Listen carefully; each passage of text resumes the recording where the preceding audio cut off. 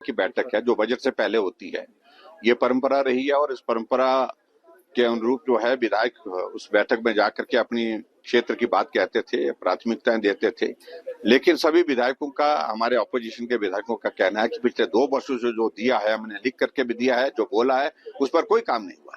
और उसके विपरीत ये स्थिति है कि विपक्ष के विधायकों के विधानसभा क्षेत्र में उनके कहने पर कोई काम नहीं। जो काम चले थे वो काम रोकने के आदेश कर दिए गए, वो काम बंद कर दिया गया। डिप्टी कमिश्नर को कहा गया कि इनके कहने पर एक पैसा रिलीज नहीं होना चाहिए, कोई पैसा रिलीज नहीं कर रहे वो पहले। और मैं ये डिस्ट्रिक्ट एडमिनिस्ट्रेशन के जो अधिकारी हैं उनको मैं जरूर कहना चाहूंगा कि वक्त बहुत तेजी से निकलता जा रहा है, संज्ञान लें हमारी बात का। और दूसरी बात, विधायकों के ऊपर मामले दर्ज करने, जंगली मुर्गा कौन खाता है, कौन मारता है, इस सारी चीज को लेकर के भी हमारी पार्टी के विधायकों के ऊपर जो है मामले दर्ज कर दिए। ऐसे एक नहीं अनेकों चीजें। विधायकों को बुला करके 4-4 घंटे 6-6 घंटे थाने में बिठा करके रखना, क्या ये विधायक इंस्टीट्यूशन का अपमान नहीं है? और जब विधायक प्राथमिकता की बैठक में पहले दी गई प्राथमिकताओं पर काम ही नहीं हुआ तो विधायकों ने तय किया हमारे ऑपोजिशन के कि अब जाने का कोई औचित्य नहीं है, कोई मतलब नहीं बनता है कि हमारे कहने पर कोई काम नहीं होता है। क्या ये लोकतंत्र के लिए? देखिए, मैं इस बात को कह रहा हूं कि सबसे पहले परंपरा तोड़ने का जिम्मा हमारे ऊपर मत डालें। परंपरा टूटी है तो सरकार की ओर से टूटी है। विधायकों को अपमानित करना, विधायकों को जलील करना, विधायकों के कहने, अपोजिशन के विधायकों के कहने पर काम नहीं करना, अपने वहां छूट भैया नेता जो कांग्रेस पार्टी के हैं उनको सरकारी मंचों पर चढ़ा करके उनके माध्यम से सारे उद्घाटन, शिलान्यास वहां पर और उसके बाद सरकारी कार्यक्रमों का आयोजन करना। और विधायक अगर मंत्री की उपस्थिति में वहां पर जाता है, बोलने की अनुमति नहीं होती है, मुख्यमंत्री का उपस्थिति में जाता है, बोलने की अनुमति नहीं होती है।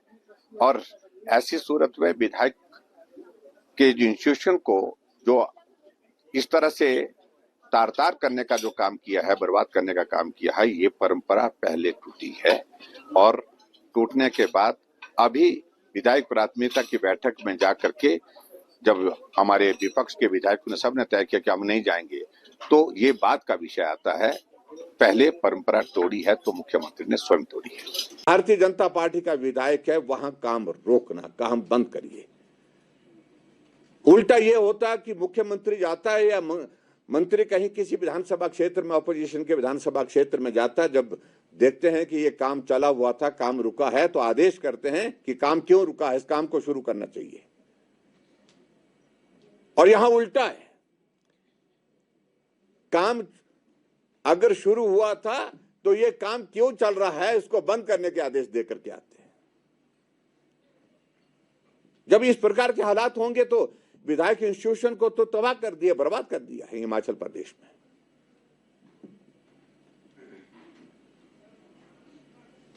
ये पहली बार हिमाचल प्रदेश में हम देख रहे हैं कि विधायकों के ऊपर मामले दर्ज किए गए हैं। 8-8 घंटे तक विधायकों को बिठा करके थाने में वहां पर जो है जलील किया जा रहा है। आज से पहले कभी नहीं हुआ ये।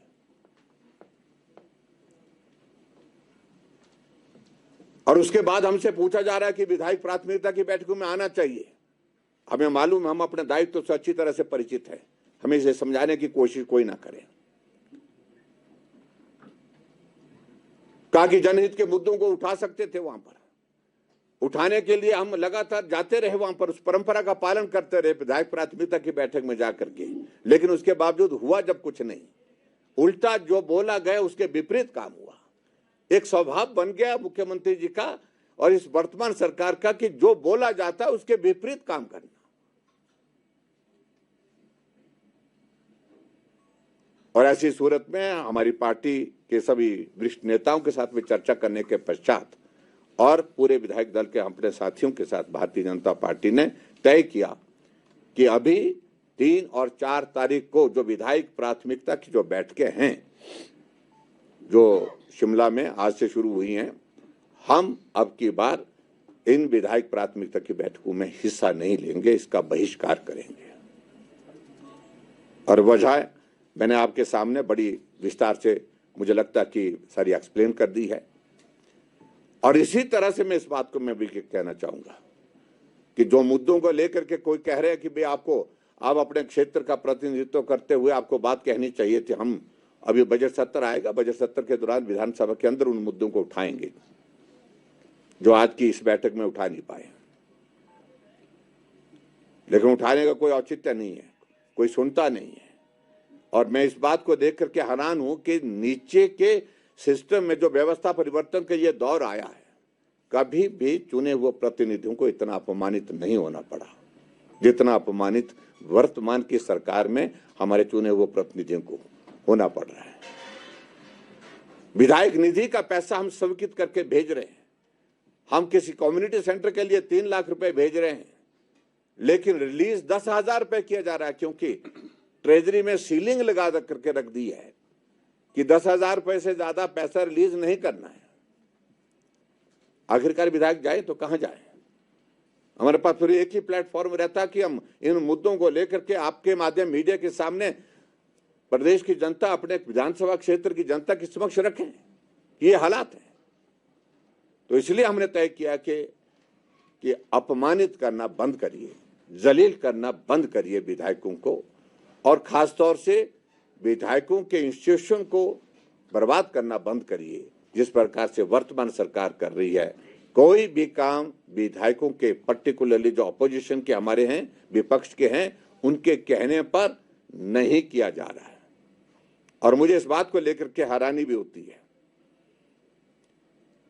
कि मैंने 3 बार यहां से मुख्यमंत्री को पत्र लिख करके मुख्यमंत्री राहत कोष के लिए किसी बीमार को मदद करने के लिए पत्र लिखे, लेकिन कोई पैसा स्वीकृत नहीं हुआ। मैं भी 5 साल रहा और मुझे पूर्व मुख्यमंत्री की ओर से जो भी पत्र आता था, विशेष तौर से किसी को मदद करने के लिए, किसी गरीब को किसी का इलाज के लिए मदद करने के लिए, मैं तत्काल उस पैसे को स्वीकृत करता था। जितना बोला होता था, जो एस्टिमेट होता था, बिल होते थे जिसमें लगे हुए, उसके मुताबिक करता था। तो इसलिए मुझे लगता है कि ये सारी चीजों को लेकर के भारतीय जनता पार्टी का ये फैसला हमने बहुत पीड़ा के साथ ही हमको ये फैसला लेना पड़ा। लेकिन आखिरकार विधायक की गरिमा है, विधायक एक चुना हुआ प्रतिनिधि होता है, जनता का प्रतिनिधि होने के नाते उसका अपने इलाके में भी सम्मान है।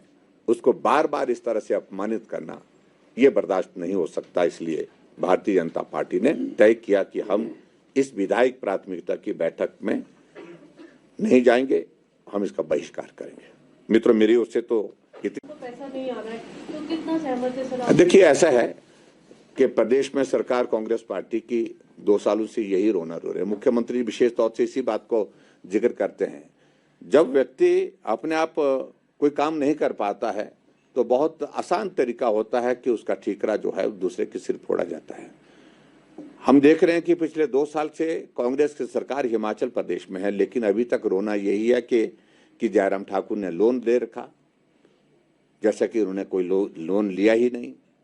जैसे कि कांग्रेस की सरकार जब सत्ता से बाहर 2017 में हुई थी, जैसे वो हमको जो है नो ड्यूज सर्टिफिकेट दे करके गई थी कि कोई लेन देन बचा नहीं है, हमने सारा कुछ अदा कर दिया है।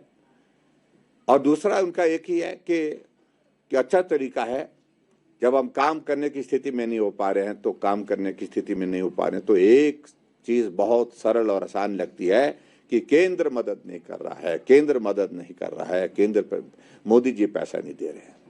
उनको ये जानकारी होनी चाहिए, केंद्र पैसा दे रहा है और केंद्र की मदद से हिमाचल प्रदेश की सरकार चल रही है। और केंद्र के पैसे का कितना किस प्रकार से दुरुपयोग हो रहा है इसकी कल्पना नहीं की जा सकती, जो आज से पहले कभी हुआ नहीं।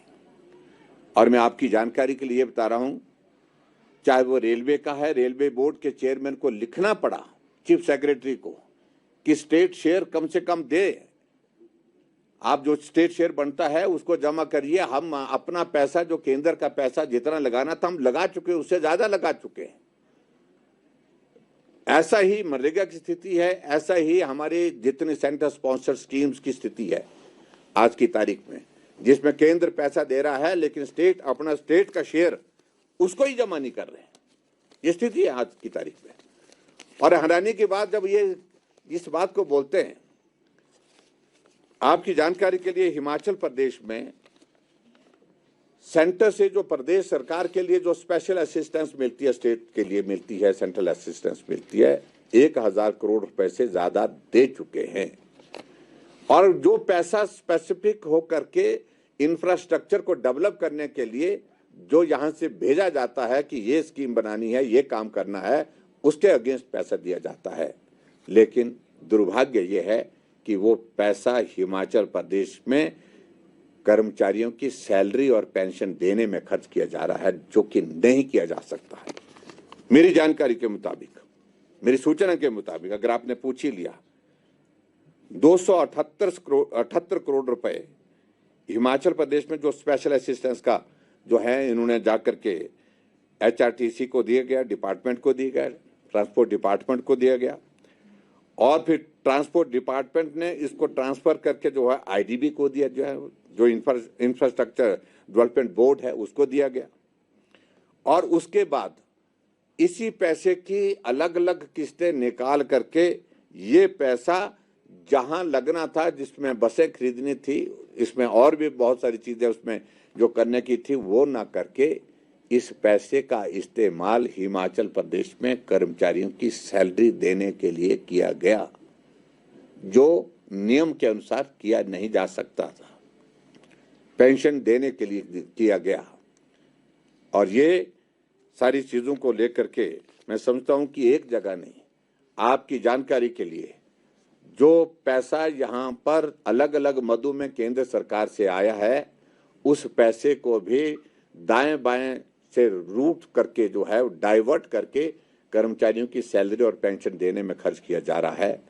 चाहे वो CRF का पैसा है, चाहे इसके अलावा जो है वो दूसरा पैसा है, चाहे वो जो केंद्र स्पॉन्सर स्कीम्स का आया है, तो उसमें ये स्थिति है। ये तो मैंने उदाहरण आपको बताया कि 278 करोड़ का जो पैसा जो है, जो स्पेशल असिस्टेंस के तहत एक डिपार्टमेंट को दिया गया, उस पैसे को इस प्रकार से कर्मचारियों की सैलरी और पेंशन देने के लिए खर्च किया जा रहा है। Thank you. आपने एक बात कही थी कि विधायक होता, मैंने इस भाव को हमेशा रखा, उनके कहने पर जो किया जा सकता, और ये फैसला ये था कि जितना अपमानित विधायक इस वर्जन को तो तबाह कर दिया, बर्बाद कर दिया है हिमाचल प्रदेश में। कोर्ट से फॉरेस्ट की क्लियरेंस लाई और उसके बाद 10 करोड़ रुपए दे करके मैंने उसके एक ब्लॉक का, और इस वर्तमान सरकार का, कि जो बोला जाता है उसके विपरीत काम करना। अटेम्प्ट नहीं किया, तो अटेम्प्ट अपनी ओर से ही हो गया था उनका, तो जिसको बोलते हैं सेल्फ वोट किया था एक तरह का। तो मैं तो यही पर आता था विशेष तौर से किसी को मदद करने के लिए, किसी गरीब को, किसी के इलाज के लिए कौन सा भवन बनना चाहिए, IPH में कौन सी स्कीम्स बननी चाहिए। अमर उजाला जीवांजलि के सारथी की मदद लें और महाकुंभ में स्नान जरूर करें।